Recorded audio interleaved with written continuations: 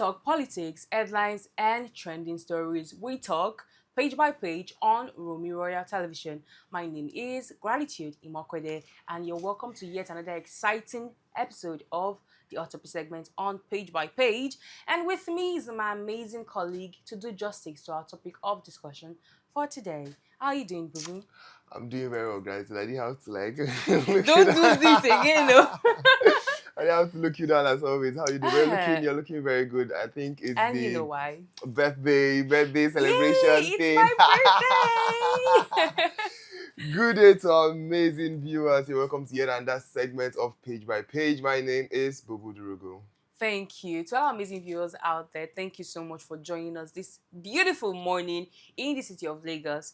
And diving direct into our topic of discussion for today, we're talking about something very sad: jungle justice. I'm very sure so many of us have been seeing the trending videos on how thieves are dealt with everywhere around Nigeria. But this just saddens my heart because we've not heard of jungle justice in a very long time. Yeah. All we've seen recently are dancing videos, about how they handle thieves. And to me, I think that's a better approach to the jungle justice we used to know. But this is something very different. So I'm just going to be reading a little caption of what the story is about so you really understand what we're about to dive into. The Plateau State Police Command has arrested 3 suspects in connection with the brutal killing of a 25-year-old man in Jos. One of the suspects, Emmanuel New Year, was captured in a viral video using a large wooden plank to assault the deceased victim. The victim was suspected to have stolen an iPhone 12, and rather than report the matter to the law enforcement agencies, the suspects took the laws into their own hands and attacked the deceased while beating him to a point of unconsciousness. I mean, this is really, really sad. What do you have to say about it? So, it's really sad. It's very, very, very, very sad. And I think we've gone past that point as Nigerians. Because jungle justice used to be something of the past. In big 2026, you're seeing people come out to unalive people for...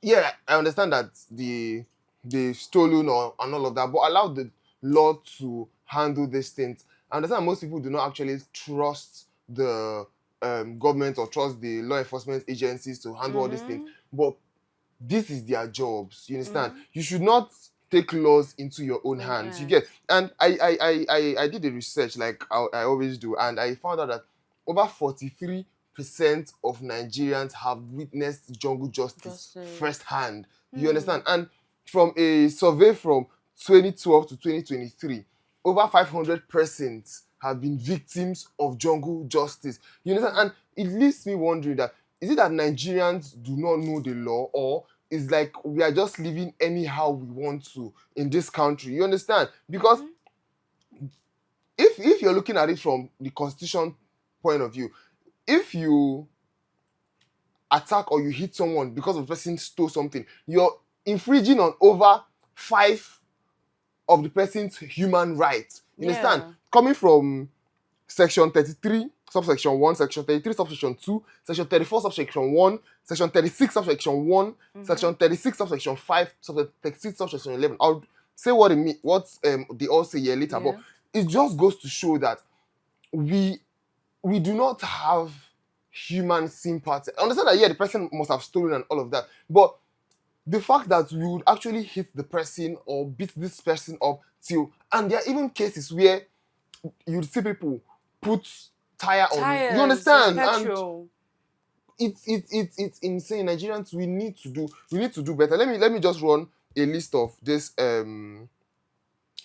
thing. Section 36, subsection 5 of 1999 Constitution of Federal Republic of Nigeria, which is the right to fair hearing, says every person who is charged with a criminal offense shall be presumed to be innocent until proven otherwise by a competent court in Nigeria. Section 34, subsection 1, dignity of the human person. Every individual is entitled to respect for their dignity. Now, if you take away this now, for example, and you catch somebody and you take off their clothes, you've infringed on this right to human dignity, because you're a grown adult and you're stripping the person on Naked. the streets. You understand? So there are a lot of things. Look at section 36 section 11. No person who is tried of a criminal offense shall be compelled to give evidence. There are times where people would be apprehended by this by people who for stealing and all of that, and they'll even confess to crimes that they did not commit.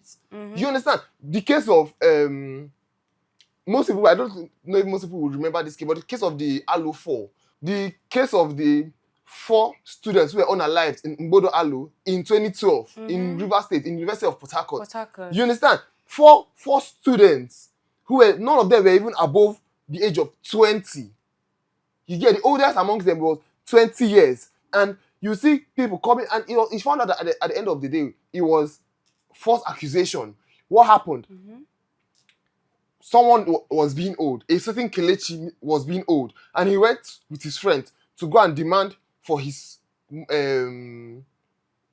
from the person that was owing him. Yeah. You don't have my money. I'm going to seize your property.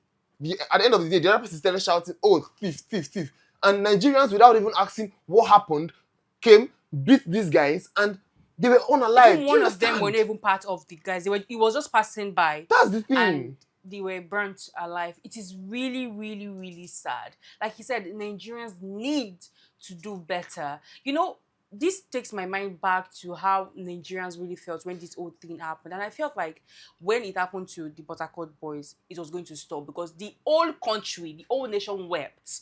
It was a very tragic incident. And thinking about it now just gives me goosebumps. But please, Nigerians, we need to do better. And to the family of the deceased, we send our condolences to you. And we just hope that the law gives justice for the life of this young boy. It is really, really sad. It's honestly very, very sad. And it also leads me to ask that, why is it that when it comes to our fellow, when it comes to ground citizens, or citizens who are not in power, Nigerians have they always know their rights, they always want to enforce morals and all of that. But when it comes to people in power, to demand accountability from our leaders, you see everybody is quiet, everybody just wants to we elected these people into power. You understand? We elected these people, and we should be able to demand for the right things from, see, this is not what we want, this thing you're doing is not what we want.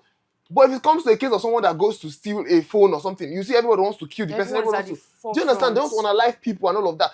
Your local government chairman is collecting billions in naira.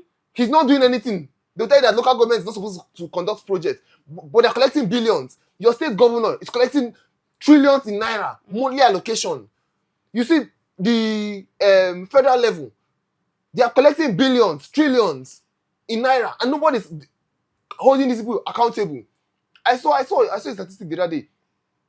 928 billion, trillion naira was kept to buy SUVs. I can imagine. You understand? That. And the same 900 and something billion naira, they want to also use to build schools. It should go to show the place, the priority of these people. So it's really, really very sad. Hold your leaders accountable. Stop being, stop trying to enforce people. If they steal, hand them over to the right authorities. You're not a police officer. You're not a judge. You're not a lawyer. Then you want to start.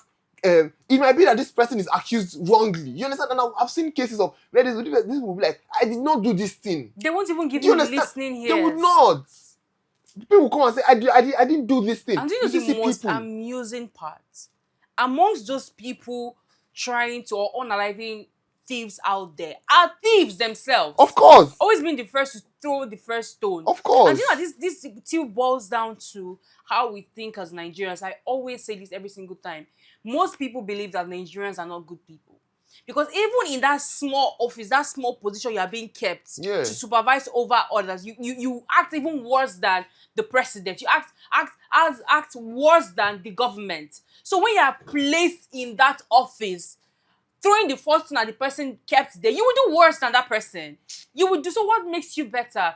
A better country, a better nation starts from you as a better Nigerian. If you are not a good person, do not expect your neighbor to be good to you. Do not expect Nigeria to be a better place, because when you're kept in that position, you will do worse.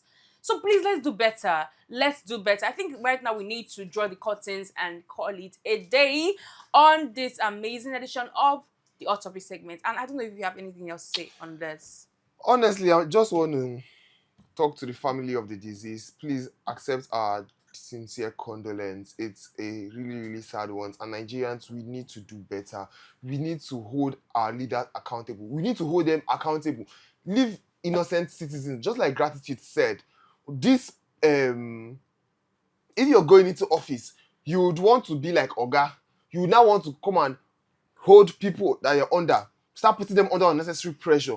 Please, we need to do better. We've been hearing things that Nigerians are not good people. And I'm beginning to feel like that is the case. Because we need to draw the curtain.